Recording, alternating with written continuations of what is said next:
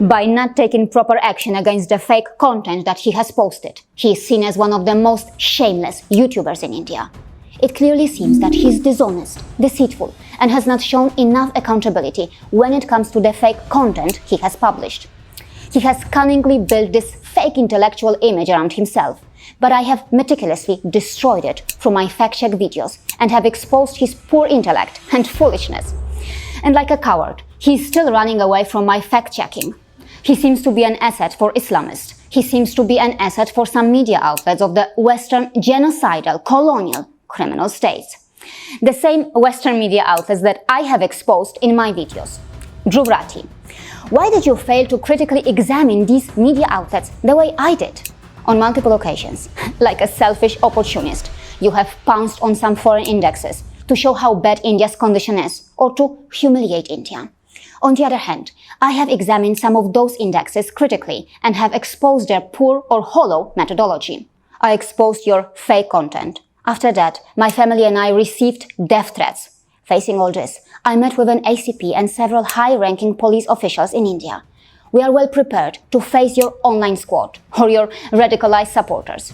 India is a former colony. It is India's misfortune that after gaining independence, instead of standing up for India on the global stage to fight for justice and challenge the Western colonial criminal states, some of its citizens chose the easier and more lucrative path of supporting the twisted colonial and neocolonial narrative. These so-called modern brown-sahibs are not brave enough to stand up against the injustice that the West-controlled or West-dominated world is facing. They didn't ask the toughest questions to the Western colonial criminal states the way Anurag and I did. In many ways, they have failed their own Indian ancestors who were the victims of colonial atrocities. Anurag and I did what many top scholars and top journalists fail to do, in India and abroad. This video is an example. It has caused permanent damage to the West's cunningly crafted, fake shiny image. I exposed the hidden or lesser-known sides of so-called European science. I exposed Europe's Renaissance period, their so-called Age of Enlightenment, their twisted scientific revolutions.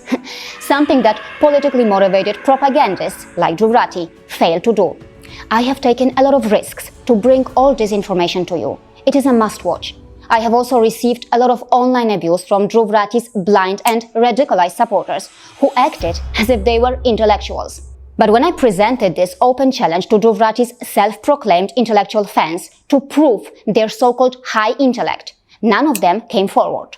Dhruv Rathee sent me a message. I felt like he wanted to silence me.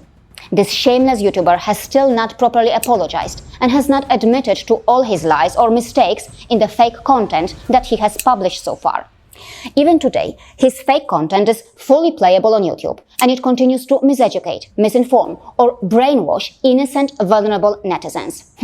Are you surprised that for 2 years in a row, Dhruv Rathee has maintained his position on the international list of shame?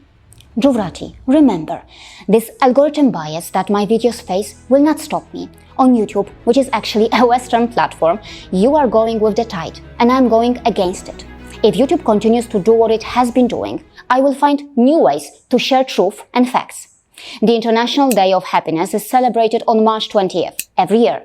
The Germany-based propagandist used to use this report to humiliate India or to show how bad India's condition is. But after my fact-check videos, his propaganda around this subject has more or less stopped or slowed down. Take a look at this. It is all written here. This is what I said in my fact-check videos too.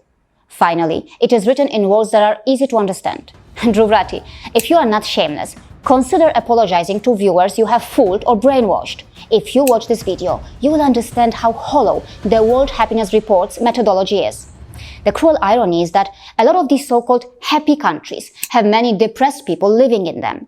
Yes, countries like Iceland, Finland, Sweden and Denmark that perform well in the World Happiness Report look terrible when it comes to consumption of antidepressant drugs. The bitter reality is that, in many ways, Nordic nations have escaped proper media scrutiny. Why? Why do many in the West blindly praise the Nordic model? Well, by dishonestly presenting the twisted model of Scandinavian countries as a near-perfect model, the Western colonial criminal states are able to forward their agenda, which claims that the so-called Western liberal democracy model is successful. On the other hand, using journalists and others, countries like Finland and Sweden also spent a lot of resources building their fake shiny image. I explained a lot of that here. The bitter reality is that, in true sense, these countries are not liberal, and in many ways, their model is a failed model. Yes, the Nordic model is flawed in so many ways. Health infrastructure, for example, is in a terrible shape. I explained that too in this video.